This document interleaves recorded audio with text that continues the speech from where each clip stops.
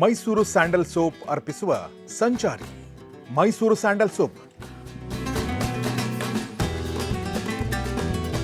ಭಾರತದ ಹೆಮ್ಮೆ, ವಿಶ್ವದ ಆಯ್ಕೆ.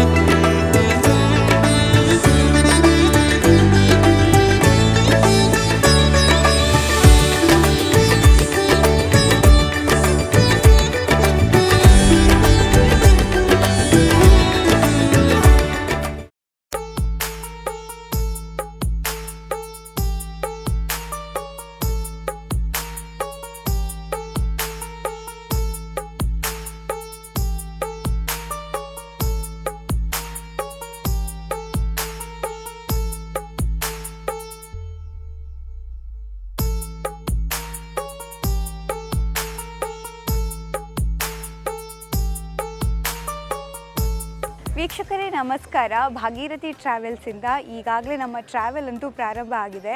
ಬೆಳಿಗ್ಗೆ 7 ಗಂಟೆಗೆ ಬೆಂಗಳೂರಿಂದ ಫ್ಲೈಟ್ ಹಿಡಿದು ನಾವು ಈಗಾಗಲೇ ಲಕ್ನೋವನ್ನು ತಲುಪಿದ್ದೀವಿ. ಲಕ್ನೋಯಿಂದ 2 ಗಂಟೆ ಜರ್ನಿ ಮಾಡಿ ಈಗ ಊಟಕ್ಕೆಂತ ಬಂದಿದ್ದೀವಿ. ನಾವು ಸೂಪರ್ ಆಗಿರುವಂಥ ಊಟ ತಯಾರಾಗಿದೆ. ಊಟ ಮಾಡಿಬಿಟ್ಟು ನಾವು ನಿಮಿಷಾರಣ್ಯ ಸೈಟ್ ವಿಸಿಟ್ಗೆ ಹೋಗ್ತೀವಿ. ಅಲ್ಲಂತೂ ತುಂಬಾ ವಿಶೇಷತೆಗಳಿದೆ.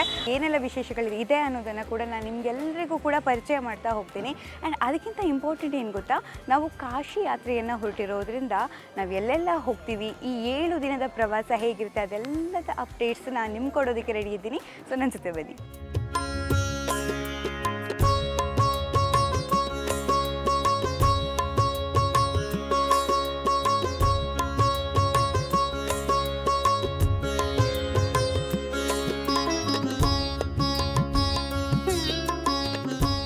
ಶ್ರೀ ಗುರುಭ್ಯೋ ನಮಃ. ಹರಿ ಓಂ.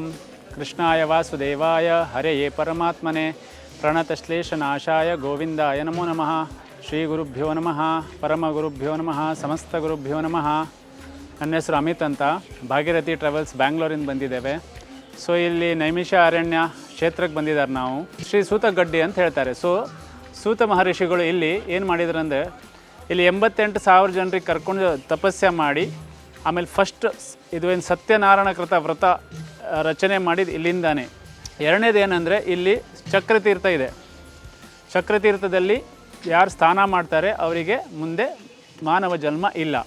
ಮತ್ತು ಯಾರು ಇಲ್ಲಿ ಚಾರ್ಧಾಮ್ ಯಾತ್ರೆಗೆ ಹೋಗ್ತಾರೆ ಫಸ್ಟ್ ಇಲ್ಲಿ ಬಂದು ಸಂಕಲ್ಪ ಮಾಡ್ತಾರೆ. ಅವರು ಹಸ್ಬೆಂಡ್ ವೈಫ್ ಎಲ್ಲ ಫ್ಯಾಮಿಲಿಯಲ್ಲಿ ಯಾರೇ ಇರಲಿ, ಮತ್ತು ನಾವು ಇದು ಚಾರ್ಧಾಮ್ ಯಾತ್ರೆಗೆ ಹೋಗ್ತಾರೆ, ನಮಗೆ ಪೂರ್ಣ ಅನುಗ್ರಹ ಗುರುಗಳದ್ದು ಋಷಿಗಳದ್ದು ಆಗಲಿ ಅಂತ ಇಲ್ಲಿ ಬೇಡ್ತಾರೆ.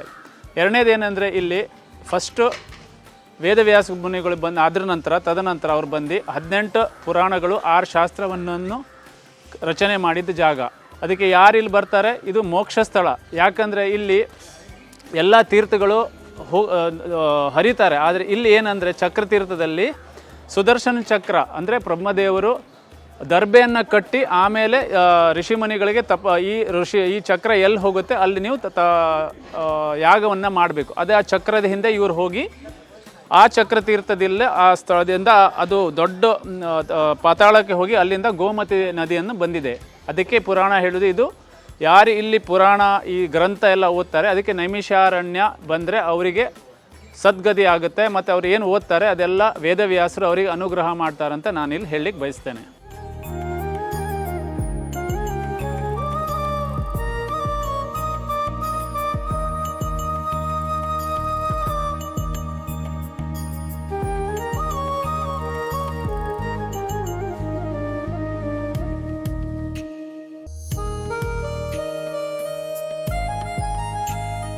ನಾವೀಗ ಇರುವಂತಹ ಸ್ಥಳ ಚಕ್ರತೀರ್ಥ. ಬಹಳಷ್ಟು ವಿಶಿಷ್ಟವಾದ ಈ ಸ್ಥಳದ ವಿಶೇಷತೆ ಏನು ಅಂತ ಹೇಳಿದ್ರೆ, ಋಷಿಮುನಿಗಳು ನಮಗೊಂದು ಜಾಗ ಬೇಕು ಅಂತ ಕೇಳಿದಾಗ ಬ್ರಹ್ಮದೇವನು ದರ್ಬೆ ಇರುತ್ತಲ್ಲ ಅದನ್ನು ಚಕ್ರಾಕಾರವಾಗಿ ಕಟ್ಟಿ ಎಸೆದಾಗ ಇಲ್ಲಿ ಈ ರೀತಿಯ ಒಂದು ಕೊಳ ಸೃಷ್ಟಿಯಾಗುತ್ತೆ. ಜೊತೆಗೆ ಆ ಒಂದು ಮಧ್ಯಭಾಗದಲ್ಲಿರುವಂಥದ್ದು ಎಷ್ಟು ಆಳ ಇದೆ ಅಂತ ಇಲ್ಲಿವರೆಗೂ ಕೂಡ ಯಾರಿಗೂ ಗೊತ್ತಿಲ್ಲ, ಅಷ್ಟು ಆಳವಾಗಿದೆಯಂತೆ. ಮತ್ತೊಂದು ವಿಚಾರ ಏನು ಅಂತ ಹೇಳಿದ್ರೆ, ಅದರಲ್ಲಿ ನೀರು ಚಿಮ್ತಾ ಇರುತ್ತೆ ಅನ್ನೋದು. ಹಾಗೆ ಅದರ ನೀರನ್ನು ನಾವು ಪ್ರೋಕ್ಷಣೆ ಮಾಡಿದ್ರೆ ನಮಗೆ ಒಳಿತಾಗುತ್ತೆ ಅನ್ನುವಂತಹ ನಂಬಿಕೆ ಇಲ್ಲಿಗೆ ಬರುವಂತಹ ಭಕ್ತರಿಗಿದೆ. ಬಹಳಷ್ಟು ವಿಚಾರಗಳು, ವಿಶೇಷತೆಗಳು ಚಕ್ರತೀರ್ಥ ಅನ್ನುವಂಥ ಸ್ಥಳದಲ್ಲಿ ಇರುವಂಥದ್ದು. ಬನ್ನಿ ನೋಡ್ಕೊಂಡು ಬರೋಣ ಹೇಗಿದೆ ಚಕ್ರತೀರ್ಥ ಅನ್ನುವಂಥ ಸ್ಥಳ.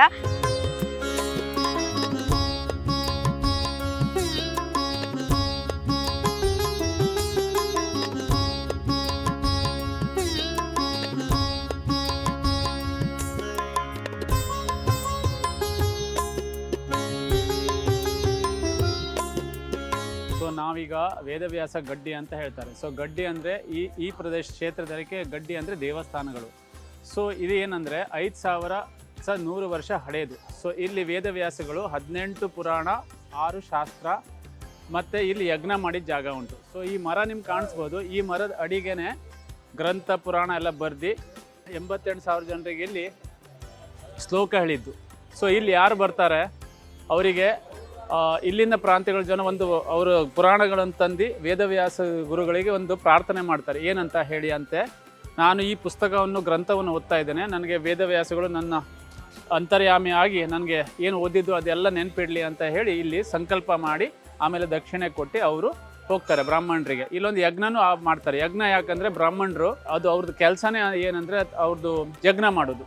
ಸೊ ಯಜ್ಞ ಇಲ್ಲದೆ ಅವ್ರು ಇರಲ್ಲ. ಸೊ ಯಜ್ಞ ಯಾಕೆ ಬೇಕಂದ್ರೆ ಆವಾಗಿಂದ ಸತ್ಯುಗದಲ್ಲಿ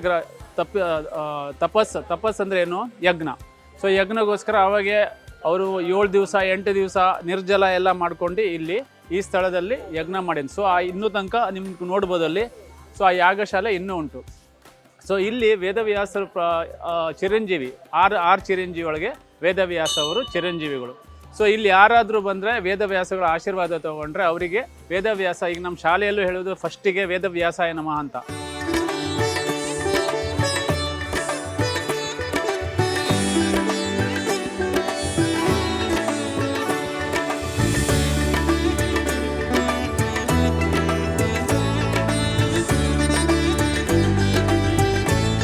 ಭಾಗೀರಥಿ ಟ್ರಾವೆಲ್ಸ್ ಇದೆ, ಫಸ್ಟ್ ಟೈಮ್ ಬಂದಿದ್ದು. ಅವ್ರ ಸರ್ವಿಸ್ ಎಲ್ಲ ತುಂಬಾ ಚೆನ್ನಾಗಿದೆ. ಮತ್ತು ಫುಡ್ ವೈಸ್ ಆಗಲಿ, ಅವರು ಕೇರ್ ಮಾಡೋ ರೀತಿ ಆಗಲಿ ಎಲ್ಲನೂ ತುಂಬ ಚೆನ್ನಾಗಿದೆ.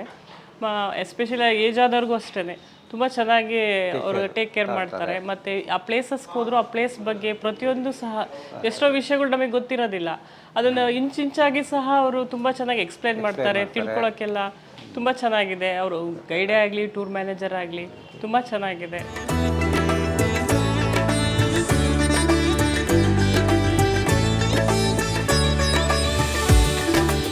ಯಾಗಶಾಲ ನೋಡ್ಬೋದು. ಸೊ ಇಲ್ಲಿ ಸೂತ ಪುರಾಣಿಕ ಅವರು 88,000 ಜನರಿಗೆ ಶಿಷ್ಯರಿಗೆ ಕರ್ಕೊಬಂದು ಇಲ್ಲಿ ಯಾಗ ಮಾಡ್ತಿದ್ರು. ಸೊ ಆ ಯಾಗ ನೀವು ಇನ್ನೂ ನೋಡ್ಬೋದು. ಇನ್ನೂ ಈಗ ಆ 5,000 ವರ್ಷದಿಂದ ಏನು ಯಾಗ ನಡೀತಾ ಇದೆ, ಇನ್ನೂ ಆ ಯಾಗ ಇಲ್ಲಿ ನಡೀತಾ ಇದೆ. ಸೊ ಪ್ರತಿ ದಿವಸ ಭಕ್ತಾದಿಗಳು ಅವ್ರ ಯಥಾಶಕ್ತಿ ಇಲ್ಲಿ ಅವರು ದಕ್ಷಿಣೆ ಕೊಟ್ಟು ಆ ಭಸ್ಮವನ್ನು ಮನೆಗೆ ತಗೊಂಡು ಅವ್ರ ಮಕ್ಕಳಿಗೆ ಮೊಮ್ಮಕ್ಕಳಿಗೆಲ್ಲ ಹಚ್ತಾರೆ. ಯಾಕೆ ಅಂದರೆ ವೇದವ್ಯಾಸಗಳು ಆಶೀರ್ವಾದ ಮಾಡಲಿ ಅಂತ.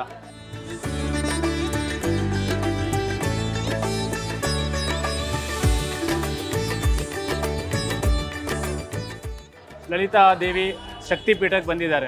ನಿಮಗೆಲ್ಲ ಗೊತ್ತಿರ್ಬೋದು, 51 ತುಂಡು ಮಾಡಿದ್ರು ಶ್ರೀ ವಿಷ್ಣು. ಯಾಕಂದರೆ ಯಾವಾಗ ದಕ್ಷಪತಿ ಇನ್ಸಲ್ಟ್ ಮಾಡ್ತಾನೆ ಸತಿದೇವಿಗೆ, ಸೊ ರುದ್ರದೇವರು ಅವಳಿಗೆ ಕುಂಡದಲ್ಲಿಂದನೇ ಎತ್ಕೊಂಡು ತಾಂಡವ ಮಾಡ್ತಾರೆ. ಸೊ ತಾಂಡವ ಮಾಡಿದಾಗ ಸುದರ್ಶನ ಚಕ್ರವನ್ನು ಬಿಟ್ಟಾಗ 51 ತುಂಡನ್ನು ಮಾಡಿದಾಗ ಆ ಒಂದು ತುಂಡನ್ನು ಇಲ್ಲಿ ಬಿದ್ದಿದೆ.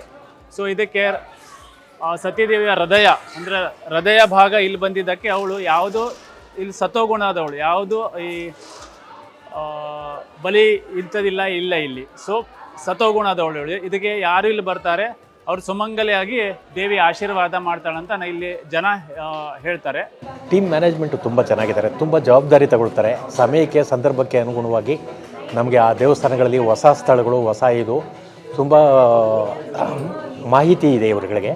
ಸೊ ಹಾಗಾಗಿ ಯಾವ ಸ್ಥಳಕ್ಕೆ ಯಾವಾಗ ಹೆಂಗೆ ಹೋಗಬೇಕು, ಮಾಡಬೇಕು, ಎಷ್ಟು ಶೀಘ್ರವಾಗಿ ಎಲ್ಲವನ್ನು ಮುಗಿಸ್ಕೊಂಡು ಸಕಾಲಕ್ಕೆ ನಾವು ಬಂದು ಮಾಡಬೇಕು ಅಂತನ್ನುವಂಥದ್ದು ಮಾಹಿತಿ ಇರೋದ್ರಿಂದ ಅವರು ತುಂಬ ಚೆನ್ನಾಗಿ ಗೈಡ್ ಮಾಡ್ತಾರೆ. ಇಲ್ಲೊಂದು ಬೇಸಿಕ್ ಥಿಂಗ್ ಇದು.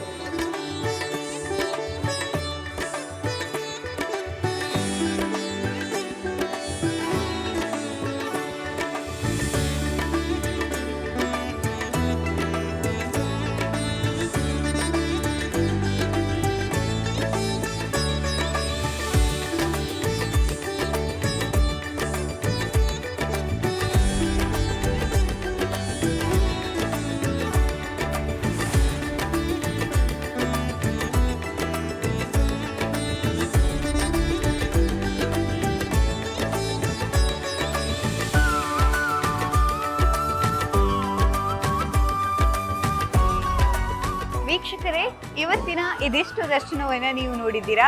ಖಂಡಿತವಾಗ್ಲೂ ನಾಳೆ 2ನೇ ದಿನ ಯಾವೆಲ್ಲ ಸ್ಥಳಕ್ಕೆ ಹೋಗ್ತೀವಿ, ಯಾವೆಲ್ಲ ದೇವರ ದರ್ಶನವನ್ನ ಮಾಡ್ತೀವಿ, ಇದೆಲ್ಲವನ್ನ ಕೂಡ ಭಾಗೀರಥಿ ಟ್ರಾವೆಲ್ಸ್ ಅಪ್ಡೇಟ್ನೊಂದಿಗೆ ನಾನು ನಿಮ್ಮ ಜೊತೆಗೆ ಬರ್ತೀನಿ. ನೀವು ಕೂಡ ಖಂಡಿತವಾಗ್ಲೂ ಇಂಥೆಲ್ಲ ಸ್ಥಳಗಳಿಗೆ ವಿಶೇಷವಾಗಿ ಭೇಟಿ ಕೊಡ್ಬೋದು. ಜೊತೆಗೆ ನಿಮಗೆ ಅನುಕೂಲಕರವಾಗಿ ಆರೋಗ್ಯಯುತವಾಗಿ ನೀವು ಎಲ್ಲ ದರ್ಶನವನ್ನು ಮಾಡೋದಕ್ಕೆ ಸಾಧ್ಯ. ಅದು ಹೇಗೆ ಅಂದರೆ ಭಾಗೀರಥಿ ಟ್ರಾವೆಲ್ಸ್ ಇಂದ ಖಂಡಿತವಾಗ್ಲೂ ನೀವು ಬರ್ಬೋದು. ನೀವು ಕೂಡ ಇಂತಹ ತೀರ್ಥಯಾತ್ರೆಯಲ್ಲಿ ಪಾಲ್ಗೊಳ್ಬೇಕು ಅಂತ ಹೇಳಿದ್ರೆ ನೀವು ಅವರಿಗೆ ಕರೆ ಮಾಡಿ ಅವರನ್ನ ಸಂಪರ್ಕಿಸಿ ಯಾವುದೇ ಮಾಹಿತಿಗಳನ್ನು ಕೂಡ ಪಡೆದುಕೊಳ್ಬಹುದು. ಇದು ಇವತ್ತಿನ ಸಂಚಾರ. ನಾಳಿನ ಸಂಚಾರ ಎಲ್ಲಿ ಹೋಗುತ್ತೆ ಅಂತ ನೀವು ವೇಟ್ ಮಾಡ್ತಾ ಇರಿ. Stay tuned. Mysuru sandal soap ಅರ್ಪಿಸುವ ಸಂಚಾರಿ. ಮೈಸೂರು ಸ್ಯಾಂಡಲ್ ಸೋಪ್ ಭಾರತದ ಹೆಮ್ಮೆ, ವಿಶ್ವದ ಆಯ್ಕೆ.